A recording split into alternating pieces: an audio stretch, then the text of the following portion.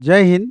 बिहार शिक्षक भर्ती परीक्षा 2023 आप जान रहे हैं कि 15 अक्टूबर, लगभग 15 अक्टूबर के आसपास कभी भी नोटिफिकेशन आ सकता है आगामी 1 लाख प्लस वैकेंसी का, और जिसमें 9, 10th, 11, 12, 6 to 8 तीनों वैकेंसियां रहेंगी। लेकिन ये वीडियो स्पेशल हम 9, 10th में सोशल साइंस सब्जेक्ट के अंतर्गत, जो आपका सब्जेक्ट का कम्बिनेशन होता है, उसमें इतिहास का एक अपना अलग महत्व है। जो हिस्ट्री वाले स्टूडेंट हैं वो लास्ट तक जरूर इस वीडियो को आप देखिएगा। और ये सिर्फ 9, 10th की बातें नहीं है। अगर 11, 12th में भी आपका पेपर 2 में हिस्ट्री सब्जेक्ट है, या 6 to 8 में भी सोशल साइंस के अंतर्गत हिस्ट्री, पॉलिटी, इकोनॉमी, ज्योग्राफी चारों पेपर पढ़ना है। और पंकज मिश्रा सर, जिनको हम लोग प्यार से शहंशाह सर भी बोलते हैं, तो हिस्ट्री के एक अलग इमेज है हिस्ट्री के लिए इनका।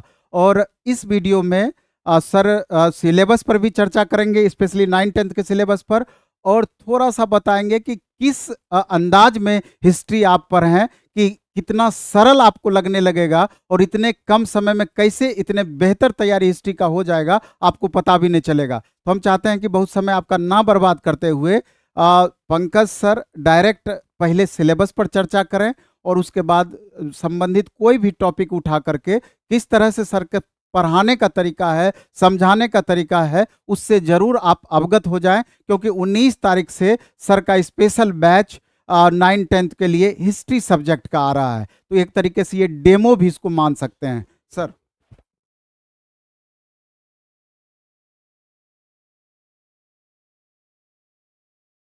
नसीर बाबू ठीक है। हाँ जवान। और हम अब बात करने जा रहे हैं टीचर की वैकेंसी की। और ये जो टीचर की वैकेंसी आने वाली है, और इस पर पहले हम आते हैं सिलेबस पर। इस सिलेबस कहता क्या है? जब हम कहीं जाते हैं तो पहले पता लगाते हैं कि जाने का रूट क्या है, किस ट्रेन पर पहुंचेंगे और कौन सा ट्रेन मेरे लिए उपयुक्त होगा जो सही समय पर मंजिल पहुंचा सके। जी हाँ, पहले हम सिलेबस की बात करते हैं। देखिए, आप तो यही जानते हैं 9, 10th के टीचर के लिए मेरा ये सिलेबस है। और सिलेबस में 9, 10th का सिलेबस का जिक्र भी करते हैं हम। यहाँ पर है भौगोलिक खोजें, अमेरिकी स्वतंत्रता संग्राम, फ्रांस की क्रांति, प्रथम और द्वितीय विश्व युद्ध, नाजीवाद और हिटलर का उत्कर्ष, आदिवासी समाज और उपनिवेशवाद, विश्व शांति के प्रयास, कृषि और खेतीहर समाज, यूरोप में राष्ट्रवाद का उदय और विकास, समाजवाद, साम्यवाद और रूसी क्रांति, इंडो चाइना में उपनिवेशवाद और राष्ट्रवाद, भारत में राष्ट्रवाद, अर्थव्यवस्था और आजीविका औद्योगिकीकरण का युग, शहरीकरण एवं शहरी जीवन, व्यापार और भूमंडलीकरण, प्रेस, संस्कृति और राष्ट्रवाद। इसके बाद आ जाता है कि हम देखते क्या है, क्या इतना ही सिलेबस को समझकर, इतना ये सिलेबस, ये जो है यहाँ बीपीएससी शिक्षक के लिए इतना सिलेबस काफी नहीं है। और आप ये भ्रम में मत रहें कि इतना पढ़ जाने के बाद आपका सिलेक्शन होगा। आपको तैयारी करना होगा पीजी स्तर तक का। आपको ग्रेजुएशन स्तर का तो पढ़ना है ही, और पीजी स्तर के कुछ चैप्टर को देखना जरूरी है, तभी आपके हाथ में ज्वाइनिंग लेटर आ सकती है। आपको पढ़ना होगा पूरा इंडियन हिस्ट्री। इंडियन हिस्ट्री को 3 भागों में बांटा गया है: इंडियन हिस्ट्री, मेडिवल हिस्ट्री एवं मॉडर्न हिस्ट्री। जब एंशियंट हिस्ट्री का सफर आप मेरे साथ तय करेंगे, इंडियन हिस्ट्री को 3 भागों में बांटा गया, एंशियंट, मेडिवल एवं मॉडर्न। जब एंशियंट हिस्ट्री का सफर आप मेरे साथ तय करेंगे तो जवान हम आपको ले चलेंगे सिंधु घाटी सभ्यता की धरती पर, जहां पर बताएंगे कि ये अपनी देश की पहली सभ्यता थी। प्राचीन भारत के इतिहास का सफर जब मेरे साथ तय करेंगे आप, तो हम आपको ले चलेंगे वैदिक सभ्यता की धरती पर, जहां पर खड़ा होकर बताएंगे वेद का अर्थ क्या होता है। प्राचीन भारत के इस सफर में हम आपकी मुलाकात महावीर स्वामी महात्मा बुद्ध से कराते हुए हम मौर्य राजवंश की धरती पर ले जाएंगे, और मौर्य साम्राज्य की धरती पर हम आपकी मुलाकात कराएंगे चंद्रगुप्त मौर्य से। जब चंद्रगुप्त मौर्य को मालूम होता है कि हमारे गुरु चाणक्य को किसी ने अपमानित किया, तो क्रोध मारकर धनुष उठा लेकर नाम बताओ वरना मगध की धरती में आग लगा देंगे। प्राचीन भारत का यह सफर तय करते हुए जब आप हमें मेरे साथ मध्यकालीन भारत की धरती पर आएंगे, तो मध्यकालीन भारत की धरती पर हम आपकी मुलाकात मोहम्मद बिन कासिम, महमूद गजनबी, मोहम्मद गोरी से कराते हुए हम आपको ले चलेंगे मुगल राजवंश की धरती पर। मुगल राजवंश की धरती पर हम आपकी मुलाकात बाबर, हुमायूं, अकबर, जहांगीर, शाहजहां, औरंगजेब से कराते हुए पेशवा राजवंश की ओर ले जाएंगे। पेशवा बाजीराव प्रथम ही था जो मुगलों की ओर किसारा करते हुए कहा था आओ हम पुराने वृक्ष के तने पर प्रहार करें, शाखाएं तो अपने आप गिर जाएंगी। हमारे प्रयास से मराठा साम्राज्य का पताका हिमालय के झरने से लेकर कन्याकुमारी तक लहराएगी। इस तरह का सफर जब आपका मेरे साथ जारी रहेगा तो हम आपको ले चलेंगे आधुनिक भारत की धरती पर। आधुनिक भारत की धरती पर हम आपकी मुलाकात महात्मा गांधी से कराएंगे और बताएंगे वह कौन सी हालात थी जो गांधी का दिल टूटा और गांधी ने कहा अंग्रेज तुम भारत छोड़ो। इस तरह के सफर में हम आपकी मुलाकात नेताजी सुभाष चंद्र बोस से कराएंगे। जब कोई देश की धरती करोड़ों साल इंतजार करती है तो देश की धरती पर नेताजी सुभाष चंद्र बोस जैसे शख्सियत का जन्म होता है। नेताजी सुभाष चंद्र बोस ने कहा था, you give me blood I will give you freedom. You give me blood, you Subhash Chandra Bose ने कहा था कि तुम मुझे खून दो, मैं तुम्हें आजादी दूंगा। सुभाष चंद्र बोस ने आजादी हिंद फौज की कमान को संभालते हुए कहा था, कदम से कदम बढ़ाए जा, खुशी के गीत गाए जा, ये जिंदगी है कौम की, इस कौम पे लुटाए जा। इस तरह का सफर जारी रहेगा तो हम आपकी मुलाकात महान क्रांतिकारी राम प्रसाद बिस्मिल से कराएंगे। राम प्रसाद बिस्मिल ने आसमान में चलाई थी मौजर, और मौजर से निकली से गुंज, और गुंज में थी एक आवाज, सरफरोशी की तमन्ना। सरफरोशी की तमन्ना अब हमारे दिल में है, देखना है जोर कितने इन बाजुए कातिल में है। वक्त आने दे बता देंगे तुझे आसमां, हम अभी से क्या बताएं क्या हमारे दिल में है। इस तरह के सफर में हम आपकी मुलाकात महान क्रांतिकारी अशफाक उल्लाह खां से कराएंगे। अशफाक उल्लाह खां के चाहने वाले भारत की धरती पे एक नहीं हजारों के लोग थे। जब अंग्रेजी हुकूमत अशफाक उल्लाह खां को पकड़ी तो चिल्लाते हुए कोई बोली कि यह क्रांतिकारी अशफाक उल्लाह खां, इससे बड़ा देशभक्त कोई था ही नहीं। जब मैंने इसके शरीर पर चलाया था खंजर तो शरीर से खून निकल रहे थे, बल बल लटका इसे फांसी पर। कॉलर पकड़कर जब अशफाक उल्लाह खां को फांसी के फंदे के करीब लाया गया तो अशफाक उल्लाह खां को देखकर हजारों की संख्या में नौजवान रोने लगे।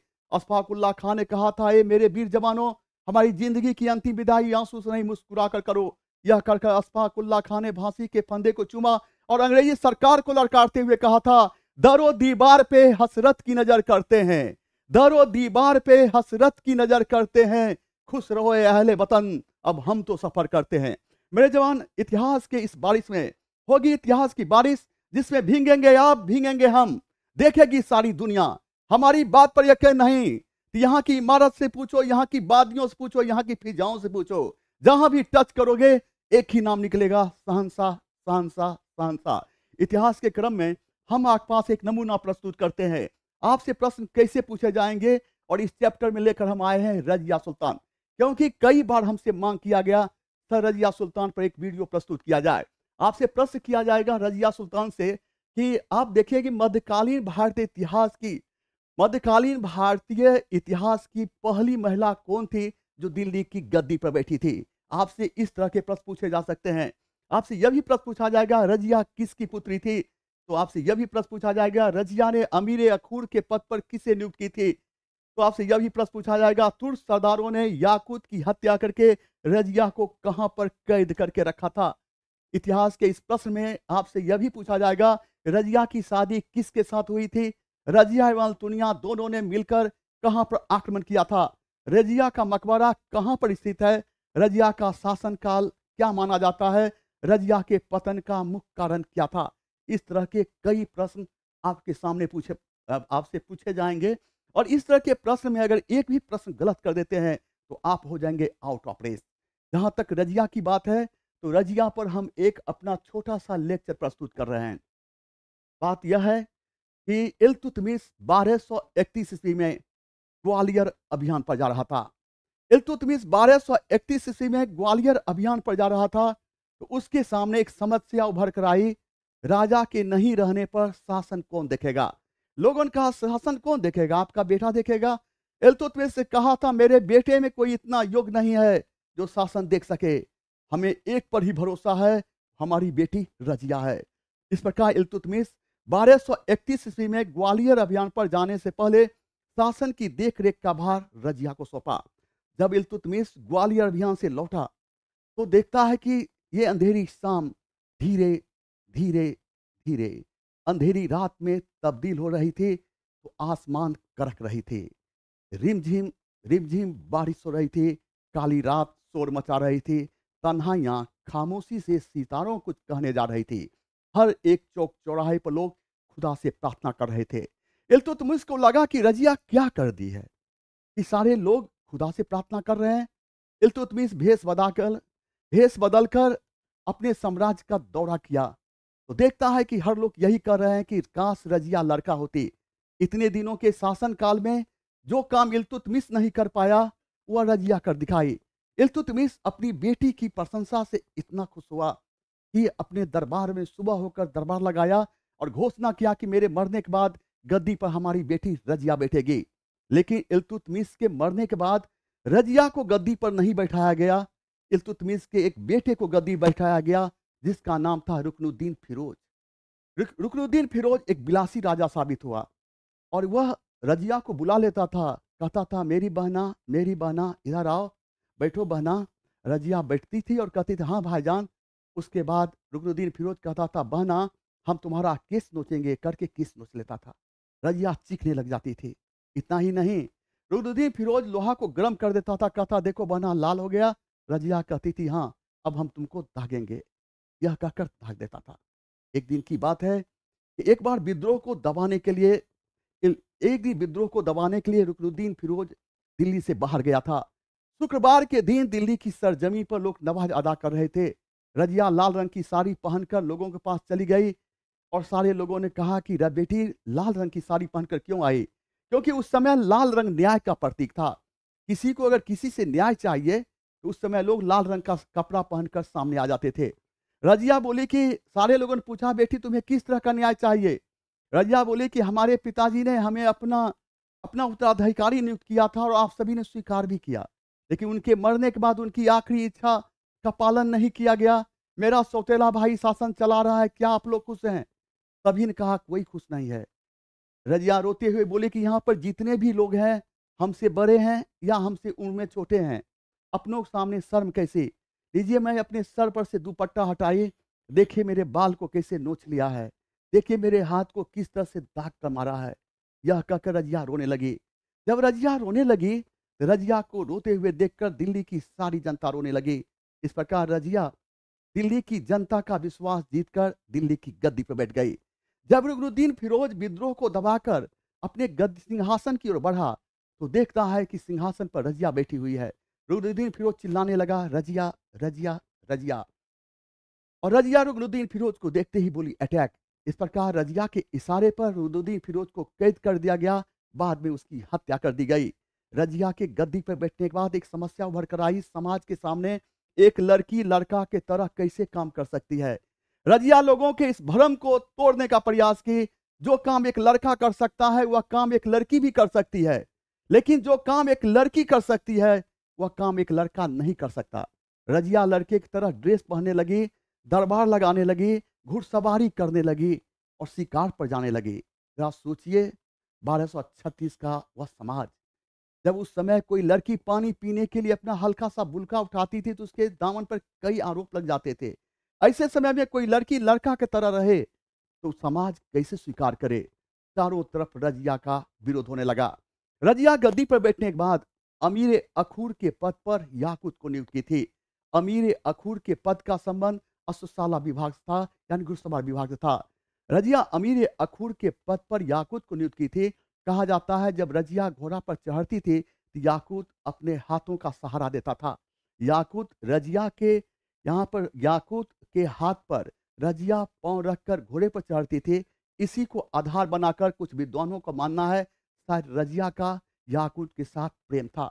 रजिया जब तुर्क सरदार अल्तुनिया के विद्रोह को दबाने के लिए भटिंडा के किले के पास गई तो तुर्क सरदारों ने याकूत की हत्या करके रजिया को भटिंडा के किले में कैद कर दिया। भटिंडा के किले में कैद रजिया चीखने लगी याकूत याकूत याकूत। जब बेहोश होकर रजिया गिरने लगी तो रजिया का सर दीवार से टकरा गया। एक सर उसका बीचों बीच फट गया, वह गिर गई। यहाँ तक कि दिल्ली की धरती, यहाँ तक कि भटिंडा के किले की सरजमी में जो खून के छींटे पड़े थे वह तो अभी सूखे हुए भी नहीं थे। रजिया की आंखों में जो आंसू आ गई थी, इसे विश्राम तक भी नहीं मिली थी। रजिया चीख कर कहने लगी अरे अल्तुनिया, मैंने तुम पर भरोसा किया, तुम मेरे साथ गद्दारी किया है, तो लो एक लड़की का श्राप है, तुम कभी खुश नहीं रहेगा। इस प्रकार तुर्क सरदारों ने रजिया को कैद करने के बाद इल्तुतमिश के एक बेटे को गद्दी पर बैठा दिया जिसका नाम था बहराम शाह। लेकिन विद्रोही अल्तुनिया को कुछ भी नहीं मिला। अल्तुनिया इतना दुखी हुआ कि उसे लगा कि रजिया का श्राप हमें लग गया। सही रजिया हम पर भरोसा की, हम गद्दारी भी किए तो क्या मिला। अल्तुनिया इतना दुखी हुआ कि अंधेरी रात में जान पर खेल करके भटिंडा के किले से रजिया को बाहर निकाल लिया। रजिया रोते हुए बोली कि अल्तुनिया, तुम जब हमें बर्बाद कर दिया तो बाहर क्यों निकाला है? तुमको हम इस अंधेरी रात को हम अपनी जिंदगी समझ बैठे, तुमको हम पर भरोसा नहीं? इस अंधेरी रात से पूछो। अल्तुनिया रोते हुए धीरे धीरे हाथ बढ़ाकर रजिया के सामने रखा। रजिया कहती, इसका क्या मतलब? अल्तुनिया कहता है कि हम आपसे शादी करना चाहते हैं। रजिया रोते हुए बोलती है, तो अल्तुनिया, तुम्हें मालूम है घर का निर्माण कांकर पाथर ईंट से नहीं, घर का निर्माण इंसानियत से होती है, अच्छे इंसान से होती है। हम तुम पर कैसे भरोसा करें? आगे चलकर रजिया अल्तुनिया के साथ शादी कर ली। अल्तुनिया रजिया के साथ इसलिए शादी किया, अल्तुनिया का मानना था कि शादी करने के बाद जब रजिया को गद्दी बैठाएंगे तो पति होने के नाते हमें महत्वपूर्ण पद मिलेगा। और रजिया शादी के लिए इसलिए तैयार हो गई। रजिया का मानना था कि अल्तुनिया एक शक्तिशाली सरदार है और इसके सहायता से हम गद्दी प्राप्त कर सकते हैं। इस प्रकार रजिया और अल्तुनिया दोनों शादी करने के बाद दिल्ली की धरती पर कहा अटैक, लेकिन दोनों को पराजय का सामना करना पड़ा। रजिया और अल्तुनिया दिल्ली से भाग करके दिल्ली के समीप एक कैथल नामक स्थान पर एक वृक्ष के नीचे आराम कर रहे थे। और अंधेरी रात में उसी रास्ते से डाकू गुजर रहे थे। डाकू की निगाह रजिया के शरीर पर पड़ी और रजिया का शरीर हीरे मोती सोना चांदी से भरा हुआ था, जो अंधेरी रात में जग जग जग जग जग जग जग जग जग जग कर रहा था। डाकुओं ने सोई हुई अवस्था में रजिया की हत्या कर दी। रजिया का मकबरा दिल्ली के समीप कैथल नामक स्थान पर स्थित है। इस मकबरे से आज भी खामोशी एक चीख निकलती है। वह चीख भारत की सरजमी से पूछना चाहती है, अगर मैं लड़की थी इसमें मेरा क्या कसूर था? अगर मैं लड़का होता तो क्या यहाँ का समाज मेरे साथ ऐसा व्यवहार करता? रजिया के मकबरे से निकल रहे इस प्रश्न का जवाब आज ही भारत की समृद्ध सरजमी नहीं दे पाई। इस प्रकार रजिया का शासन काल माना जाता है 3 वर्ष 6 माह 6 दिन। रजिया के पतन का मुख्य कारण माना जाता है रजिया का स्त्री होना एवं तुर्क सरदारों का असंतोष। रजिया इल्तुतमिश की पुत्री थी। रजिया मध्यकालीन भारतीय इतिहास की पहली महिला थी जो दिल्ली की गद्दी पे बैठी थी। जय हिंद। आज का सफर यहीं तक, फिर मिलते हैं।